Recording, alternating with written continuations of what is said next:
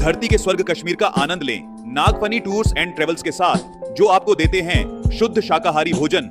श्रीनगर, गुलमर्ग, पहलगाम, सोनमर्ग आदि के सुंदर स्वर्ग का आनंदमयी टूर आज ही कराएं अपनी बुकिंग। संपर्क करें भूपेंद्र जैन और महावीर जैन से। कल भी एक प्रश्न आया था, ये प्रतिमा के संबंध में अनेक विकल्प हैं। खंडित होने पर प्रतिमा का विसर्जन होता है, मूल अंग खंडित होने पर विसर्जन की स्थिति बनती है। लेकिन शास्त्रों में एक उल्लेख आया कि यदि प्रतिमा अति श्रद्धा का विषय हो, लोगों की श्रद्धा उसके प्रति अटूट हो, तो उस प्रतिमा का वज्रलेप करके उसका जीर्णोद्धार करा देना चाहिए। खंडित आदि हुई हो तो वज्रलेप का उल्लेख मिलता है। हाँ, बिल्कुल मूल रूप से ही खंडित हो गई है।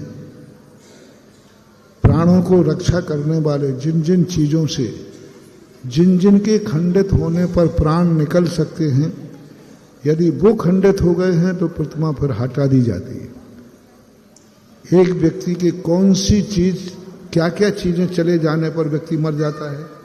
गर्दन। यदि गर्दन कट जाती तो व्यक्ति मर जाता है।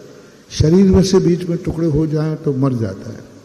तो जिन जिन अंगों के कट जाने से व्यक्ति की मौत हो जाती है, यदि वो अंग मूर्ति के खंडित हो जाते हैं तो फिर मूर्ति की कोई भी प्रतिष्ठा नहीं होती, ना उसका जीर्णोद्धार होता है, ना उसकी वज्रलेप होता है, उसका तो विसर्जन ही होता है। जिन अंगों के कटने से व्यक्ति की मौत नहीं होती है, जिस अंगों के कटने से व्यक्ति की मौत नहीं होती है, उन अंगों को जोड़ा भी जा सकता है और लेप करके उसको बचाया भी जा सकता है। जैसे आप लोगों के शरीर में है, हाथ कट गया, टूट गया, उंगली टूट गई, तो क्या मौत हो जाती है? नहीं।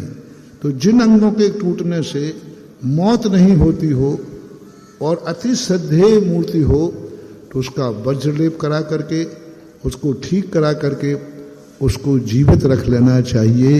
ये मूर्तियों के संबंध में प्रावधान है। लेकिन ये वज्रलेप की प्रारंभ की परंपरा प्रतिष्ठित मूर्तियों के, सिद्धेय मूर्तियों के, मूल लायक मूर्तियों के लिए।